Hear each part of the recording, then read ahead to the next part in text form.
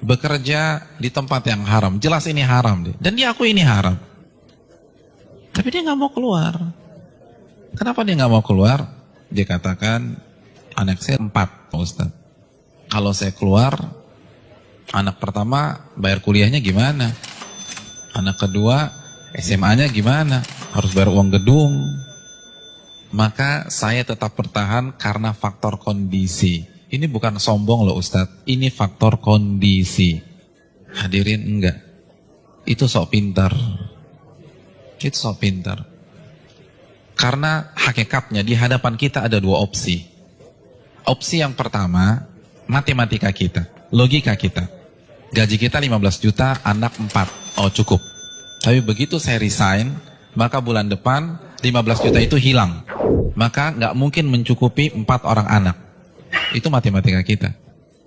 Tapi itu bukan satu-satunya opsi. Opsi yang kedua, Allah berfirman dalam surat At-Talaq ayat 2. Barang siapa yang bertakwa kepada Allah, maka Allah akan berikan solusi. Dan Allah akan berikan rizki dari arah yang tidak ia duga-duga.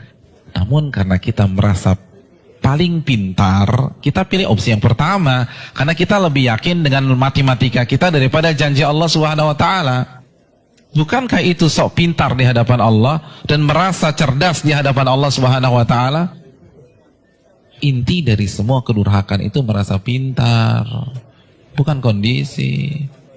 Merasa diri besar, merasa diri kuat menahan adab Allah pada hari kiamat.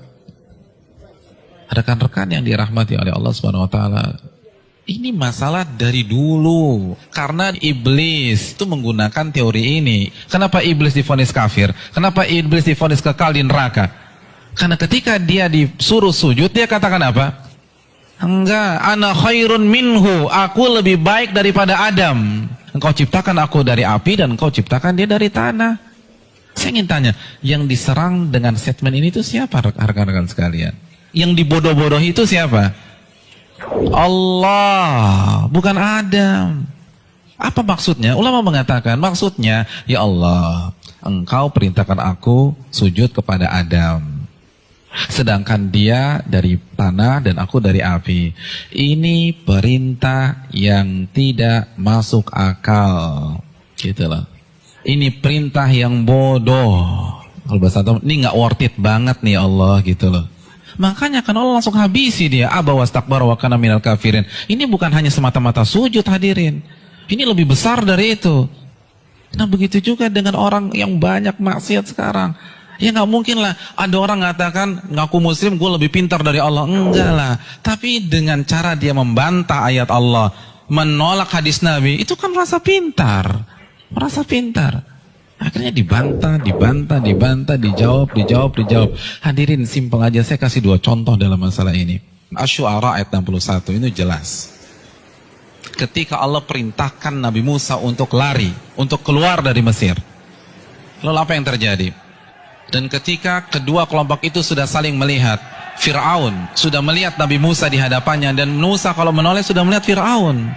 Inna lamudrakun. Maka sebagian pengikut Nabi Musa itu mengatakan kita akan tertangkap. Kita akan tertangkap. Kenapa? Depan laut merah, belakang Fir'aun. Logika main, ketangkap. Matematika main, ketangkap. Lalu apa kata Nabi Musa? Qala kalla, bukan begitu. Inna ma'iya rabbi sayahdin. Sesungguhnya Allah bersamaku dan Allah akan memberikan petunjuk. Maka setelah Nabi Musa berbicara demikian, baru Allah wahyukan anidrib bi'asakal bahra fanfalaqa. Pukulkanlah tongkatmu ke permukaan laut, maka laut pun akan terbelah. Ada 2 sikap yang kontradiksi. Yang satu begitu melihat kondisi real di lapangan, langsung menggunakan akalnya. Kita ketangkep nih. Tapi Nabi Musa enggak. Beliau merasa bodoh di hadapan Allah. Maka beliau tidak menggunakan pemikirannya, tidak menggunakan logikanya, tidak menggunakan matematikanya. Nabi Musa lebih percaya dengan janji Allah, in tansurullah yansurkum. Jika kalian menolong agama Allah, Allah akan tolong kalian. Orang nggak akan bisa seperti ini kalau dia nggak merasa bodoh di hadapan Allah.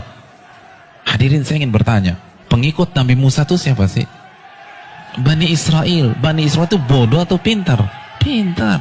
Dan Nabi Musa adalah anak bangsa Bani Israel yang tercerdas pada saat itu. Yang satu merasa bodoh, yang satu merasa pintar. Dan yang benar adalah yang merasa bodoh di hadapan Allah. Ternyata seluruh analisa, prediksi yang diucapkan oleh seluruh orang-orang yang mengatakan kita akan ketangkap salah semua. Bukankah itu pelajaran bagi kita? Bukan berarti kita nggak boleh menggunakan akal sehat, enggak. Tapi kalau sudah berhadapan dengan perintah yang jelas, larangan yang jelas, merasa bodohlah di hadapan Allah. Jangan kritik, nggak mungkin Ustaz. Ini nggak make sense nih Ustaz. Ini nggak dapat hitung-hitungannya. Tuh Anda baru lagi merasa pintar. Emangnya Allah nggak bisa mengkayakan Anda dari jalan-jalan yang Anda nggak duga? Contoh yang terakhir, jelas-jelas surat As-Saffat ayat 102.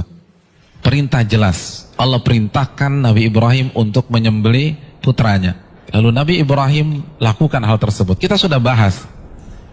Hadirin yang dirahmati oleh Allah Subhanahu wa taala. Nabi Ibrahim kenapa tetap menyembelih putranya?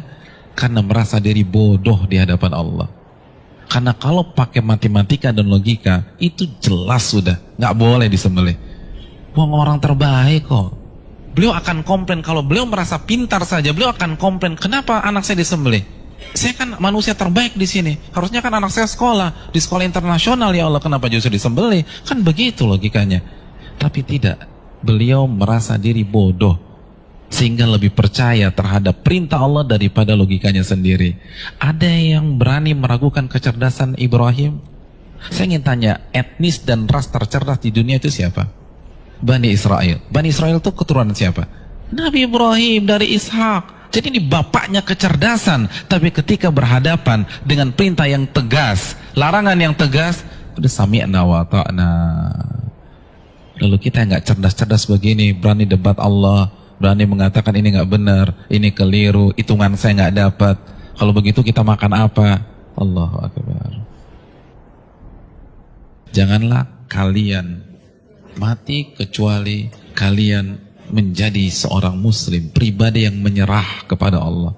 Kita yang mengkrit hari terakhir hidup kita. Dari sekarang, hadirin sekalian, dari sekarang, menyerahlah kepada Allah.